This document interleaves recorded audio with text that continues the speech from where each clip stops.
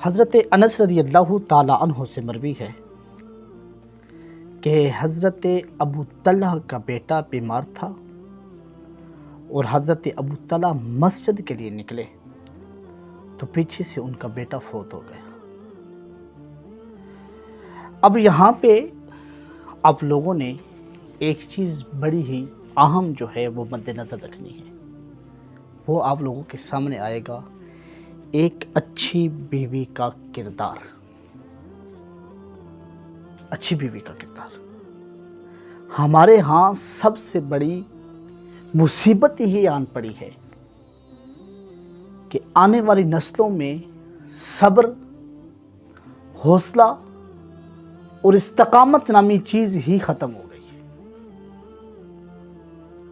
یعنی گھر میں کوئی ہلکی سی ٹینشن بنی تو شوہر کام سے آیا ہے، ابھی تک اس کو پانی بھی پینا پتہ نہیں نصیب ہوا کہ نہیں تو بیوی نے شور مچا دیا، آج ایسے ہو گیا تھا، ایسے ہو گیا تھا، ایسے ہو گیا تھا۔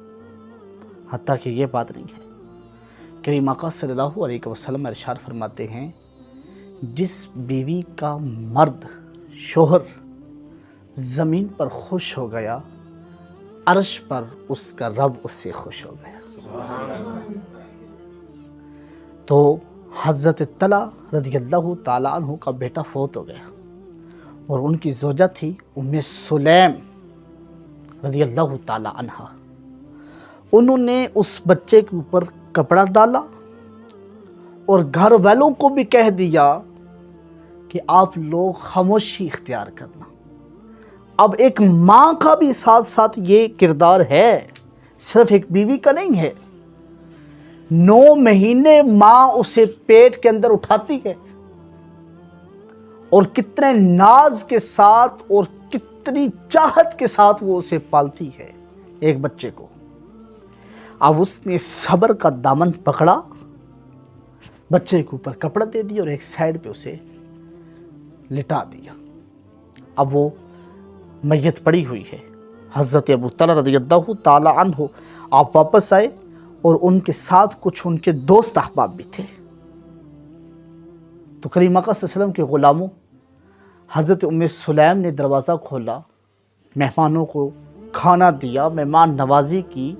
حضرت ابو طلحہ جب شام کو بالکل فری ہو گئے، اب کوئی کام نہیں رہا، مہمان بھی چلے گئے، وہ جب اپنے بستر پر آئے تو حضرت ام سلیم نے بڑے طریقے سے کہا حضور آج ایک بات پوچھنی ہے۔ کہا کیا بات ہے؟ کہنے لگی کہ اگر کسی کی کوئی امانت ہو وہ واپس لے لے تو پھر؟ حضرت طلحہ کہتے ہیں بات ذرا کھل کے کرو۔ کہتے ہیں کہ جو بیٹا اللہ کی امانت تھی اللہ نے واپس لے لی ہے۔ تو حضرت ابو طلحہ نے پڑھا انا للہ و انا الیہ راجعون۔ دوستان گرامی قدر، اب میں قربان جاؤں اس ماں پر بھی کہ جس نے دل کے اوپر پتھر کی چٹان رکھ لی تھی۔ اچھا یہی ماجرا حضرت ابو طلحہ نے جا کر کریم آقا صلی اللہ علیہ وسلم کی بارگاہ میں عرض کی، یا رسول اللہ صلی اللہ علیہ وسلم یہ بات ہوئی، بچہ فوت ہو گیا، مجھے خبر تک نہیں ملی۔ کریم آقا صلی اللہ علیہ وسلم نے اللہ کی بارگاہ میں ہاتھ اٹھا کر عرض کی کہ یا رب عظیم تو ان کی گود کو پھر سے آباد کر دے۔ خالق کائنات نے حضرت ام سلیم کو پھر لخت جگر عطا فرمایا۔ حضرت ابو طلحہ نے رضی اللہ تعالی عنہ آپ نے اس بیٹے کو اٹھایا اور کریم آقا صلی اللہ علیہ وسلم کی بارگاہ میں لے گئے۔